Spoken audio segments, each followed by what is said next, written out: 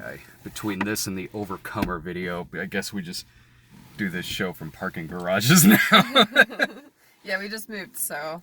We did, yeah. We had to move up here to Chicago where we could get actually the best video quality I think we've had on this particular thing. Shooting in the car, there's a little bit of glare from my glasses, though. Actually, the quality might be a little too good.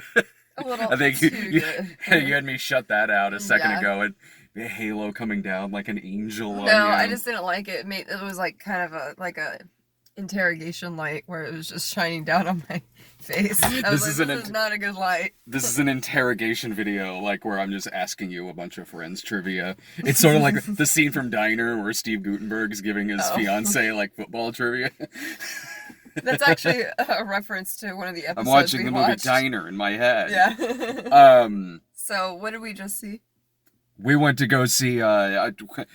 Since we're filming in the parking garage, you think maybe we went to go see a Seinfeld reunion? Oh, that'd be fun. I would totally see that. It is the 30th anniversary of Seinfeld. Yeah. But no, they did a theatrical screening tonight. It's a Fathom event, and I think they're doing it again on the 28th, but it's Friends 25, where they advertised showing some featurettes, advertising a Friends 25 app that they have, as well as showing 4 episodes of the show. Being huge fans of the show, we're we're gonna go see Friends on the big screen. So we were guessing beforehand, like, what's the episode's actually gonna be, and we were going back and forth. I'm sure if we looked it up, it probably would have said maybe. I don't know. I kind of wanted it to be a surprise, though. I didn't I really did want to too. know. I did too. They did keep like advertising though. Whenever I would see it like on the screen when we were at the theater, like the trivia episode, the one with the embryos. The one with the embryos. The trivia, which is the trivia episode, which is a very iconic episode. The one where everybody finds out. Yeah, they were doing all that, but. So what it actually was, they did keep it random. It was very random. I was guessing, like, okay, probably the one, like you said, probably the one with the embryos, probably the one where everyone finds out. Maybe the prom video. I thought the prom video. I thought maybe the finale. I thought maybe. I didn't think it was going to be the finale. Well, they did do the pilot. They did, but the reason why I didn't think it was going to be the finale, I love Might be kind of a bummer. No, I love the finale, I do, but given the time that the screening was, and the finale's an hour, and saying that it was going to be like 3 or 4 episodes, I was like, I don't think it's going to be the finale. But when it started and it was the pilot, I was sitting there going, why didn't I guess the pilot would be one of them? Like, I knew it was going to be the pilot when it was the opening credit sequence to the pilot. Yeah. But so I was like, oh, why didn't I guess one of them? Like, oh, of course one of them's the pilot. And it's no, go ahead. I didn't really want it to be the pilot, because usually I don't like watching the pilots of any show, because they're usually really awkward. It is it's the 25th anniversary of the pilot, so I'm like, oh, okay, well, yeah, that makes sense. It makes sense. Like, it's not like I don't like the pilot. It's just I'd rather watch something else. Sorry, go ahead. I'd rather watch like another episode than I the get pilot. why it was. I get it. I like the pilot a lot. Like, I mean, I watched this. It was cool for me because I've watched this show since the beginning. I've watched the show since it first aired. Did you get into it in the DVDs when the DVDs came out? My mom wouldn't let me watch it a lot, but my sister, who is older than me, she like kind of took some DVDs and kind of hid them. Bootlegging Friends DVDs. No, it wasn't bootlegged, but we would watch it like on the. Like, I remember the finale. I got into it when I was about, probably like 6 or 7. Yeah. I got really into it. I remember the finale. So, like, I was old enough. Me too, but I was 23. Well, I also didn't grow up with a lot of cable either. Or even prime time, like NBC. No, nothing like that, because I was overseas. Yeah. Oh, right. So. Yeah, I mean, when I was 6 or 7, I was watching like Cheers, but no, I was 13 when this aired. So yeah, I was every Thursday. It'd either be me or my dad watching it, or me and my mom. I mean, we all watched it. Oh yeah, we were there with his mom. Yeah, my mom was there too. She's a huge fan. Yeah, so watching a couple things when the pilot was on. I've not seen like a sitcom on the big screen really, so a couple things I was getting enjoyment out of. I have seen it before when they've shown like a television show on the big screen. Like Gino and I reviewed when they did that theatrical premiere of Marvel's The Inhumans. Right. I think there was a couple other times where I saw like some drama or something like that. But a sitcom, like, so it was actually great watching it projected on the big screen. It was because the theater was packed, and of course it is packed with fans, and it really shows the reach that the show has. In that, here's a show that's been off. It started 25 years ago. It's been off since 2004.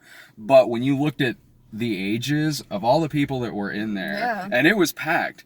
There were people there who were like teenagers, who were really young, to your mom's age. Yeah, to people who were in their 60s or above. Which says a lot about the show. Like, if people of all ages can relate to this show, I mean, that just says a lot about how great it is. Yeah, it says a lot about the themes of the show, how these characters are with each other, how... It's about relationships. I mean, it can be a little dated. But it can, well, yeah, in that, like, you make a show about 20-something-year-olds, it's going to look like whatever time period it's taking place in. So, yeah, watching the show, it's like, oh, yeah, because it's the mid-90s. Right. But the themes that it has are pretty realistic, from highs and lows of friendships, relationships, all of that. And even beyond that, like, even watching the pilot, because I do like going back and watching the pilot sometimes, because the pilot for about especially a show that lasted 10 years like this one did, you go and you watch the pilot, characters aren't quite as defined as they sort of later become. So you watch sorry. That's distracting. What's up? Oh, just the car. That's nothing. I bet people pull up next to like just start blasting music. Well, I was gonna show this, like, because Joey, or... I had my glasses off. Was that porn? Yeah, that's what I was... Matt LeBlanc was saying, like, his character wasn't very fleshed out. And one of the... In the pilot? Yeah. He said, like, he's not very fleshed out, and as it goes. I mean, that's very common with, like, pilots, or the first season of the sure. series. Yeah, they're not quite as defined. They haven't... It's sort of just a seed of what they later become. Usually they're sort of more toned down than what they become. Like, so Joey was more so just kind of, in the pilot, is more so just kind of like Italian ladies man actor. Like, shit, I'm sorry. I was like, I hope he sees that guy. Oh, I did. Oh, it's no problem. We should be used to this by now. I guess it has been a while since we've been on. It has been. There was one time years and years ago where a guy came up and like offered us pot. I think it was. I can't remember. I wish that happened more to me. It's like, sure. So don't mind Mr. Heckles back there. Okay. I could be on YouTube. So You'll be a cat. Chandler was just kind of the jokester. Yeah, and then Phoebe in the was pilot, doing like the whole like cleansing aura thing. I was like, she does not ever do that. Like, was more just sort of like a hippie. Yeah, and sort of just that. I mean, it's the you see the seeds of what they later become and how they become much more three-dimensional. You find out way more about Chandler's past, his upbringing, his parents, his job, all that. Each character, that's the same with any sitcom. Like each character, especially one that goes on this many years. Yeah. It's the same with Frasier too. When you I mean, any series really. Like, oh yeah. Yeah. Oh god, especially like the first few times you see Cliff on Cheers versus like, what he sort of later becomes. Yeah. But also in seeing it on projected up on a big screen. We were kind of snickering a little bit because there were some scenes where it was like, well, that was cheesy. Where the moon. Yeah, like the mat of the moon, like the matte painting of the moon and everything. And even some shots were blurrier than some other shots. Yeah. Some shots, like, were a little bit more out of focus and others looked, like, really crystal clear. Yeah. I honestly think it was random that they picked these episodes. Yeah, so we could get it. Okay, let's get into that. Yeah. There's the episodes they picked. You would be really surprised. Yeah. By what we're gonna say. I mean, not really surprised. I thought I was sensing a theme because, okay, here's what it is. see if I can block out the sun. Oh, well, that made a huge difference. No, there's just a big light right there. Oh. So, when it got past the pilot, it was then the blackout episode. And I was like, that's a pretty popular episode, but I didn't think that would be one you would pick for a screening. It was reminding me of because that was part of a gimmick that they did that particular night, where each show was revolved around a blackout, and it was because of it was Friends, and it was Mad About You, and it was not Seinfeld. No, it wasn't. Seinfeld. Seinfeld was too good for it. The show with Dabney Coleman, it was Man of the People or something like that. But it was all three of them were taking place in the same blackout, and the blackout I think was caused by Helen Hunt on Mad About You. So that was kind of reminding. Sitcoms used to do stuff like that a lot. Even later on Friends, where Caroline Duffy from Caroline in the City shows up with the episode where they leave Ben on the bus when he's a baby. Yeah. And they run into her. Yeah, they run into Leah Thompson, who's playing Caroline, and on Caroline in the City, Chandler is in a video store when the friend on Caroline in the City was in there. So I was with the episodes that they picked. I was thinking this is just sort of random because after the blackout episode, it was the episode where Ben is born. That was the one I was like, that's really an odd choice. That's not a huge episode, I would think. Here's where my head was going with that, though. So when it was that, I was like, okay, maybe they're just picking season 1 episodes because 25th anniversary of season 1, even though the Ben one, I'm fairly certain, aired in 95, or I'm sorry, 96, or no, 95. Aired in 95, I believe. But but I was like, okay, well, they're, I think, just doing season 1 episodes. But then the one after that was season 2, and I'll get to that in a second. But so I was watching it, though. I was like, well, you know what? They're not showing episodes that I would pick, but they are showing episodes that.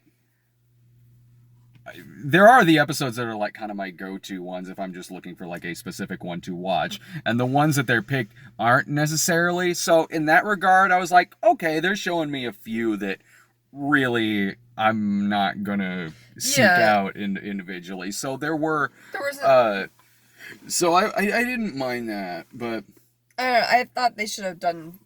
I was kind of disappointed. I thought they should have done different ones, but that was just weird. There was all 3 of them were from season 1, and then there was one from season 2, which is I was like, okay, that makes sense. They did play this one, which is where Ross and Rachel do kiss. Yeah, when they kiss at the end. She's like, oh, please don't pick up the phone. When were you under me? That's a really good episode. The audience is cheering, and even in the opening credits, they were. I was doing. The opening credits, the audience is all doing that. But in the one, so here's where my head was going during the Ben one. The one where Ben was born, because the doctor was played by Jonathan Silverman. I was going through this universe in my head, because I'm sitting there thinking there's a lot of doppelgangers in this universe, because Jonathan Silverman was on a show at the time called The Single Guy. There's an Oh, you told me about that. Yeah, there's an episode that Ross is on where he is playing. It was probably the same night where Caroline was on, where Leah Thompson was on Friends. But there's an episode where Johnny, the main character on The Single Guy, his friend from college comes to visit, and it's Ross Geller. Yeah. I think you might have showed. I think I did, and and I was like, that sounds really familiar. The funny thing is, and it was John thought Ross was gay or something. I can't. I can't remember, but it was something like that. But one of the supporting characters on that show was Jessica Hecht, however you pronounce her last name, Susan. Okay, Susan. She's not playing Susan on there, but same actress, and they never had scenes together in it. So I'm like, I guess that would have been too weird. But I'm going there's a lot of doppelgangers in here, because this is taking place in the same universe as The Single Guy. And so after that, I was thinking okay, well, maybe they'll show the season finale of season 1 if they're just sticking to season 1. But then they skipped to season 2, and yeah, it was the one where Rachel leaves the voicemail for Ross, and they kiss at the end of it. So then I was like, okay, well, they are going past season 2. It's kind of random that they just picked a few season 1 episodes. I would have liked it if they did maybe the pilot, maybe like an episode of season 2, or like one, like just a little bit of sprinkling, not just 3 episodes from season 1 and then 1 in season 2. I was like, that's kind of weird. I would have picked the pilot, the one where everyone finds out, the one with the embryos. The prom video, maybe. Oh, the prom video. Yeah. Those are the ones I would have picked. I would pick those. Like, I was really disappointed, honestly. There was also not much else, meaning like there were, before it started at 7, there was some old footage from like Extra. Yeah, there's like behind the scenes. But that was going on before the thing started, so most people didn't even arrive yet. Yeah. Like most of it, like the actual episodes themselves started at 7, and these little featurettes they were showing, which they just started repeating after a while. I thought it would have been really cool if they, after each episode, they would have done like a little behind the scene thing. And then after that, they would do another episode. And they didn't, and that was kind of like, you really just kind of threw this together. Yeah, well, like, they advertised that app for the Friends 25th. Is also a commercial for the app. Yeah, which I am probably going to get. Which, to be fair, I am going to download that app. Well, there's, like, recipes for, like, the Moist Maker or something. I'm like, okay, I'm totally going to download that app. But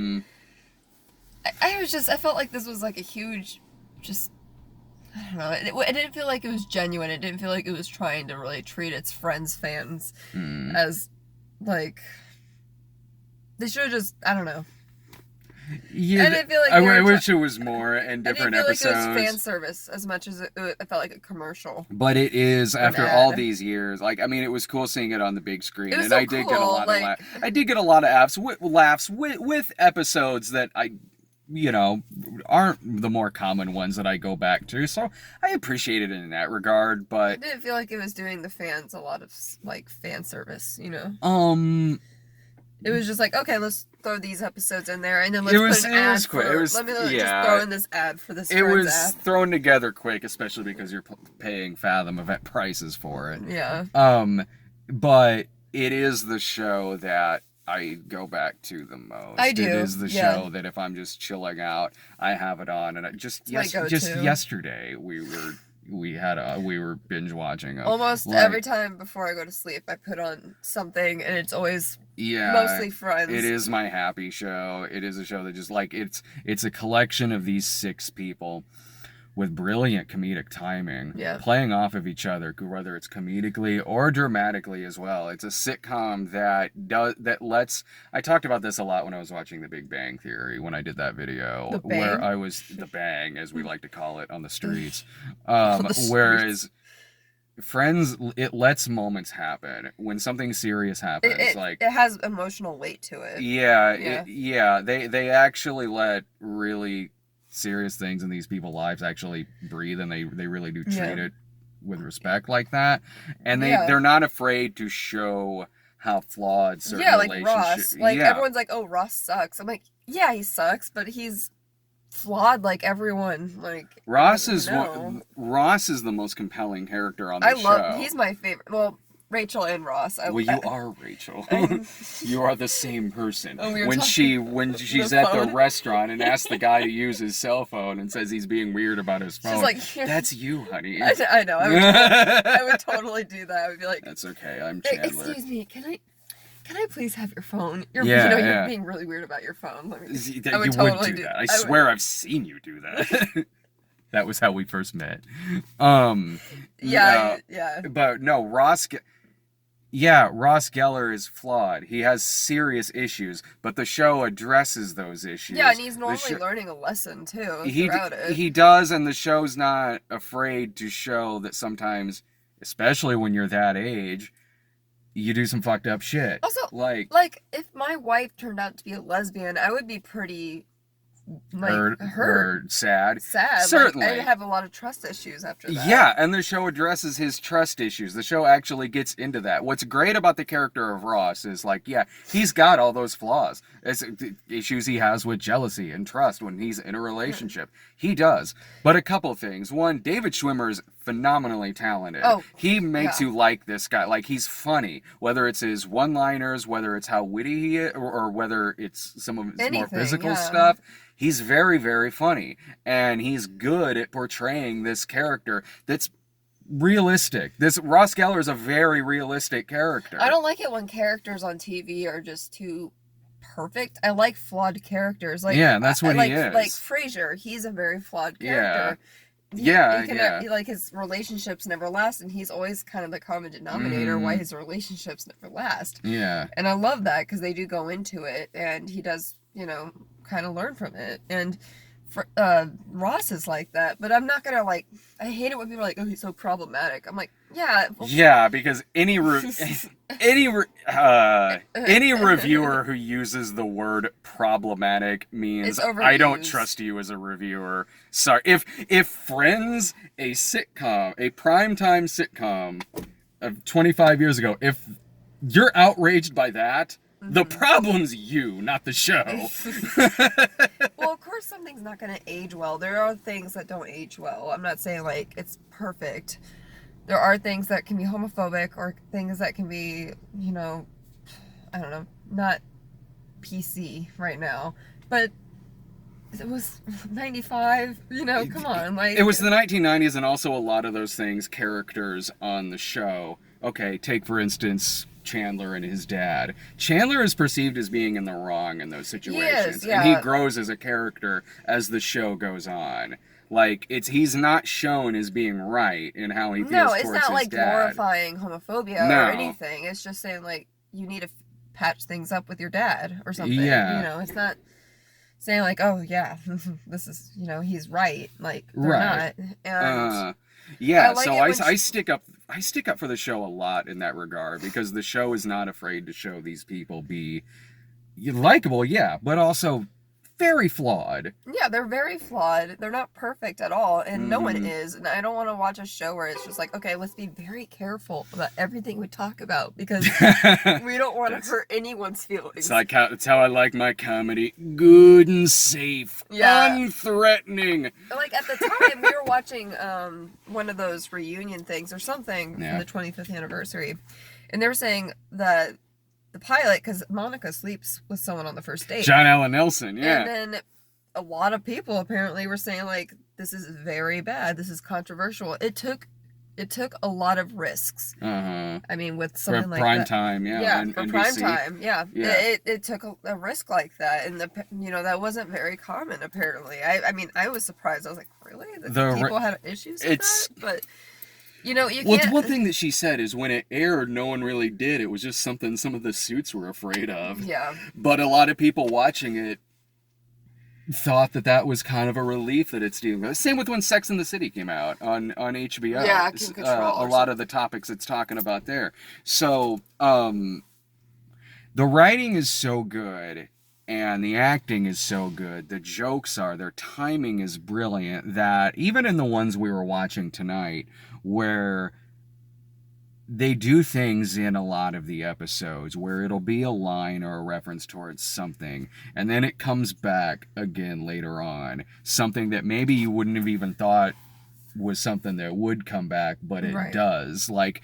yeah, a lot of plot elements and something, like, okay, well, this is going to come back later. But there's little things that this show does all the time. Like in the pilot with John Allen Nelson and his watch, where he's talking about breaking the woman's watch, and then at the end, Monica does the same thing when he leaves his watch behind. The show is always really, really good at being surprising about bringing up something that was referenced earlier on in the episode, and giving it a really clever payoff like that. Yeah, it was a show that, for its time, you had to take risks. I mean, there's obviously something like Seinfeld that took risks. I'm not saying, like, Friends is the best show ever. Like, obviously, there's Seinfeld, there's Frasier, that's very sitcom. Friends is. I think objectively Seinfeld's better, but I love Seinfeld. Like I know that's kind of a war between the fan bases, but like I love them both.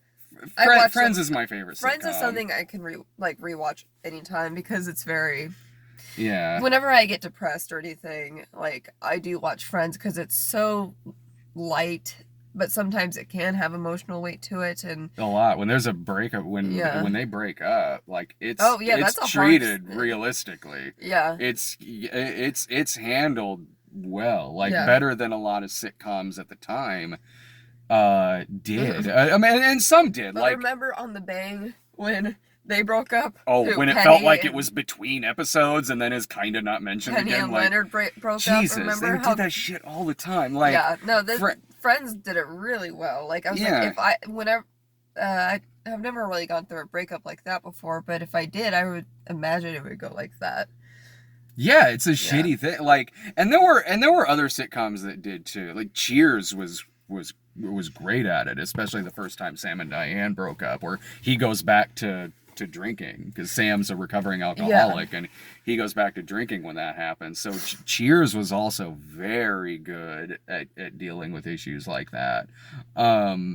Cheers is one that I go back to a lot. It is Friends the most. Frasier's my thing. I didn't grow up with Cheers. I grew up with Frasier. Yeah, both of them I did. I mean, both of them I watched first run.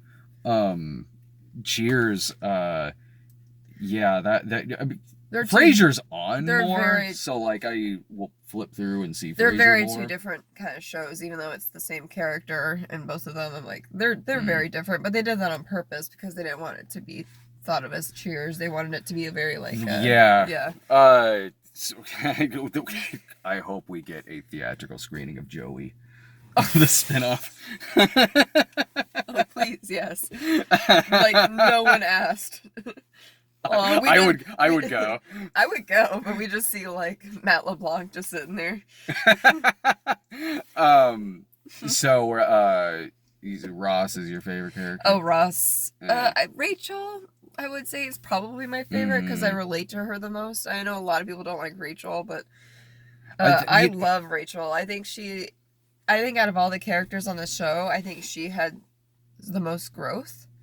Cause she and Joey, I would say either or Chandler, like definitely with his commitment issues and everything. I would say Rachel has grown the most. Like she, in pilot, she comes in like in a wedding dress and she is a spoiled girl and stuff. I mean, I don't relate with that. I was never spoiled, but. The way she just grows from that and becomes like really successful. Gets an offer to Paris at the end, has Emma and is a success and at least until the end, a single mom. Like there's little bits of each character that I certainly relate to. I mean, Joey does have an arc, especially when he falls for Rachel, but I didn't mind that. Like that's one that I don't think he was written that well to begin with. I think that's where the growth kind of came from because they were like knew how to write him better. Oh yeah, because that was like 8 episodes deep. Yeah. So Joey was way more fleshed out even years before then, but that certainly showed that he could fall in love with somebody. There's little bits about the ones that because that is the thing about the show is I do relate to it. Like. Maybe it won't be the type of show that you're into if you don't relate with any of these people, but I really do, especially being a teenager when it was on. I do. Whether it's, I mean, I've always kind of said Chandler was my spirit animal, and Matthew Perry is Joey. One of my... When I live with you, when you live with him, he's like Joey. Yeah, that's what I was gonna say. Like, so, like, there's the sarcasm like Chandler, and Matthew Perry really is one of my big comedic influences. Joey, I'm a slob like Joey. It's Joey's. I've got my flaws like Ross. Yeah, sometimes like relationship stuff you can be like Ross. Not that you're possessive or anything. No, I'm not jealous. I'm not. You're not the jealous type. No, but, not at all. But you can be like Ross in that regard. I don't think I'm anything like Monica. I don't think. No. Monica's my. No, you're not. Monica's probably, like, I don't hate Monica, but she's probably my least favorite. Just because... least favorite. I don't have, like... I'm not saying I hate her. I just... I think I have a little bit of Phoebe in me, just... What? No, go ahead. I didn't know if you were like... No. I have a little bit of Phoebe in me. You don't think so? Sure. You know, you're Rachel. You're the same person. I have a little bit of Phoebe. You're Janice. No. I'm kidding. Oh my God. You're Leah Remini in the episode tonight. That was one thing to, like, she had really good chemistry. I thought so too. Yeah, with Matt LeBlanc. This is kind of sad. I wish they ended up together. Yeah, I was thinking that too. I was like, she's in the episode where Ben's born. They did have really good chemistry together. Yeah. That is kind of a bummer. I never see this person again, I guess. We should probably go. Your mom's like waiting for us. Oh shit, we have been talking for 30 minutes. Yeah. All right. I mean, well, I could talk about Friends forever. No, like, I could too. So it's probably, you know, we should probably do this in the future again sometime. Yeah, because I could go hours talking about this show. If someone like wants to like bring up something like talk about this episode or talk about a character or something, I'll totally talk about it for like an hour. Yeah, honestly, like I could totally go on forever. I could go a really long time. So I was like, before we shot this, we turned on record. I'm like, all right, I've got to structure this in my head a little bit to mainly just talk about the episodes that they're showing. Well, it's hard with you because we talk all the time, obviously, and like we can go easily on tangents. Yeah, or something. Quite. Yeah, exactly. Because we talk about Friends even just when we're not recording. Even when it's just us. Yeah, when we just talk about how recording, yeah. So we should probably go though. Yeah, I guess we should go. So, all right, look, I mean, final thing is they could have put a lot more effort into this theatrical screening they did. This seems like something that was put together, like maybe kind of quick and kind of random, but at the same time, it's cool seeing it on the big screen, certainly, especially with a full theater. Yeah, people were mouthing along with certain lines, and you know, people doing like go if you're a diehard. If you're a diehard fan, like you might be disappointed with the episodes that they pick, but it's still worth it. If you're a diehard fan like we are, then yeah, but at the same time, it's like, if you're a casual fan or something, you're not gonna have fun. Right. And I hope they do something a little extra for the 30th anniversary, honestly. Yeah. Because I'm sure they'll do that in 5 I'm years. sure they're milking in 5 it dry. years. Yeah. All right, everyone. Anyways, bye.